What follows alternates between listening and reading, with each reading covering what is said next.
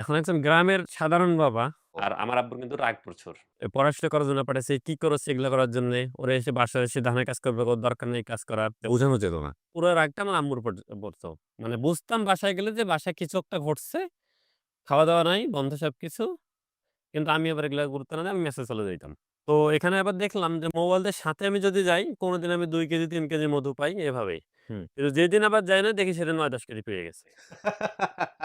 আন আর তখন আমার যে কাস্টমার হাতে গোনা কয়েকজন ছিল তারা আমাকে একদম ছোট ভাইয়ের মতো বিশ্বাস করতো আরকি। হুম। তো আমি আসলে মানে এটা আমার মাথায় ঢোকে নাই যে কি হয় হোক টাকা ইনকাম করব। কথা হচ্ছে কি আমাকে বিশ্বাস তো করতেছে, এইটা তো রাখতে হবে। তো একটা পর্যায়ে এসে আবার মধুটা হচ্ছে দেওয়া বাদ দিয়ে দেই। এই মধুটা কিভাবে হইতো? ৯-১০ কেজি? ওই যে ভেজাল করত। প্রতিটা চাকের মধু ডিফারেন্ট। স্বাদে, ঘ্রাণে সবকিছু ভিন্ন হবে। হয় লাগবে। ভিন্ন, ভিন্ন ফুল এনে এখানে আপনার নেকটার এনে এখানে মিশ্র করে মধু বানাচ্ছে। তো তারপর অ্যাডমিশনে ফোকাস করি তখন। সবগুলোতে জিপিএ ৫ আছে। হুম। পরিবার একটা এক্সপেকটেশন আছে আমার উপর। বোনের কিন্তু মেডিকেলে ভালো প্যাশন ছিল। মেডিকেলে অল্পের জন্য হয়নি। ওই স্বপ্নটা আবার আমার উপরে এসে আসলে পড়ে আরকি।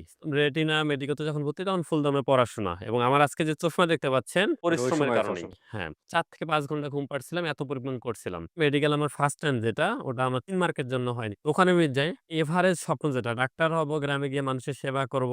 সেকেন্ড টাইমেও কিন্তু আমি যখন পরীক্ষা দেই হয়নি আরকি অল্প মার্কের জন্য। আবার অনেকে আমরা মেসের মেডিকেলেও চান্স পাইছি। তাদের মোটামুটি কয়েকজনের আসলে তুচ্ছ-তাচ্ছিল্য শুনছিলাম। ঢাকা কলেজে এইজন্য ভর্তি হই আরকি। ঢাকা কলেজে আপনি কোন সাবজেক্টে ভর্তি হলেন? আমি জিওগ্রাফিতে পড়তেছি। জিওগ্রাফিতে ভর্তি হ্যাঁ। হলেন।